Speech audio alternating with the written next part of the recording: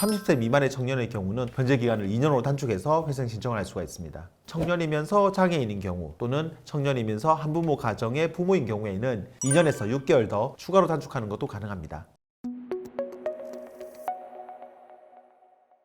새로운 도약을 꿈꿉니다. 기사회생TV 김민수 변호사입니다. 개인회생을 하면 소득에 비해서 재산이 특별히 많다거나 하는 사정이 없는 한 거의 대부분이 변제기간 3년으로 정해지는데요. 그런데 이것보다 기간을 더 단축할 수 있는 경우가 있습니다. 사회 취약계층의 경우에는 변제기간을 3년이 아닌 2년으로 단축시켜주는데요. 기간이 줄어든다고 해서 매달 내는 돈이 올라가는 것도 아니에요. 그러니까 기간 단축으로 실제로 내는 총 변제금도 줄어드는 거죠. 이렇게 기간이 단축되는 경우는 총 6가지가 있는데요. 여기에 해당하면 남들보다 적은 변제금으로 더 빨리 회생 면책을 받을 수 있으니까 회생 고민하는 분들이라면 내가 여기에 해당되는지 한번 확인해 보시기 바랍니다. 먼저 첫 번째는 만 65세 이상인 분들입니다. 신청 시점을 기준으로 만 65세 생일이 지난 분들은 개인회생 변제 기간을 2년으로 단축시켜줍니다. 두 번째는 중증 장애인 분들인데요. 장애인 복지법상의 장애의 정도가 심한 장애인의 경우에는 변제 기간이 2년으로 단축이 됩니다. 여기서 말하는 장애인은 신체 장애뿐만 아니라 정신 장애도 다 포함이 돼요. 그런데 장애 정도가 심하다는 게 무슨 말이냐? 옛날에는 장애 정도를 1등급부터 6등급까지 이제 등급으로 나눴거든요. 그런데 지금은 이렇게 등급제로 하지 않고 장애의 정도가 심한 장애인 그리고 심하지 않은 장애인 이렇게 두 가지로 나눕니다. 장애 정도가 심한 장애인이라고 하면 옛날 기준으로 보면 장애 등급이 1에서 한 3등급까지라고 보시면 돼요. 세 번째는 만 30세 미만 청년인데요. 개인회생 신청 시점에 만 30세 생일이 지나기 전이면 됩니다. 예를 들어서 2025년 1월 1일에 회생 신청을 한다고 하면 거기서 30을 뺀 95년 1월 2일 이후생이면 30세 미만이니까 변제 기간을 2년으로 단축해서 회생 신청을 할 수가 있습니다. 네 번째는 3명 이상의 미성년 자녀를 양육하는 분들인데요. 자녀 3명 이상이 미성년자에 대해서 요건이 좀 까다롭긴 하지만 여기에 해당되면 기간 단축이 가능합니다. 이 부분 관련해서 서울회생법원은 2024년 12월 18일자로 실무준칙을 개정하면서 자녀 3명 기준을 2명으로 줄여줬습니다. 그러니까 서울 관할 사건의 경우에는 앞으로는 미성년 자녀가 2명만 되어도 변제 기간이 2년으로 단축되는 거죠. 아직 다른 법원에서는 이 부분 변경이 없는데 곧 변화가 있을 것으로 보입니다. 다섯 번째는 한부모 가족지원법상의 한부모 가족 부모인 경우입니다.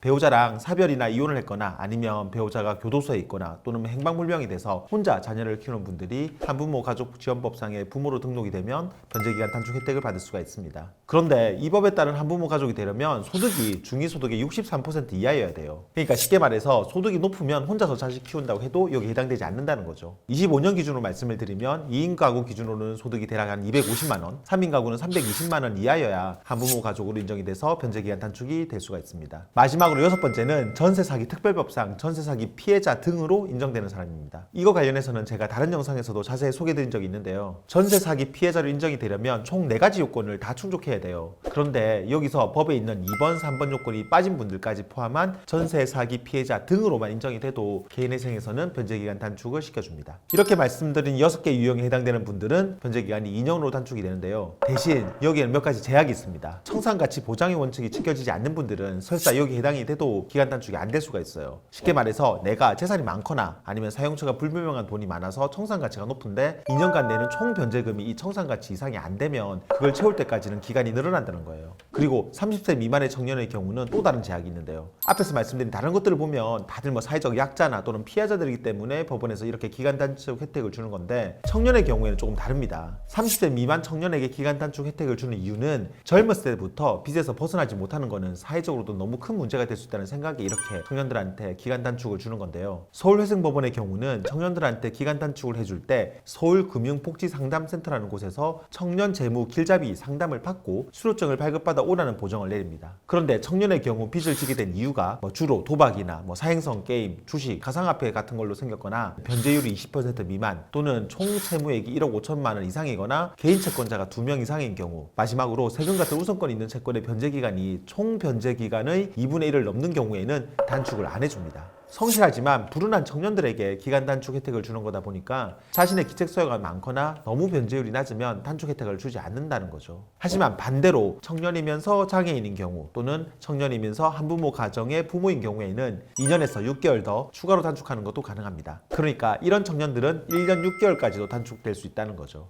이런 기간 단축 규정들은 현재 이제 서울과 수원, 부산회생법원에서 시행하고 있고 대전법원도 서울회생법원의 실문 준칙을 따라서 이 규정들을 적용하고 있습니다. 하지만 그 밖에 다른 법원에서는 아직 공식적으로 이런 실무 준칙이 있지는 않아서 적극적으로 활용되지 못한 아쉬움이 있어요. 그리고 서울이나 수원, 부산에서도 실무상 처리 방식에 약간씩 차이가 있는데요. 예를 들어서 이제 부산 같은 경우는 전세 사기 피해자로 인정이 되더라도 변제율이 20% 이상이 되어야 기간 단축을 해준다든지 하는 뭐 그런 차이점들이 있으니까 이 점도 참고하시기 바랍니다.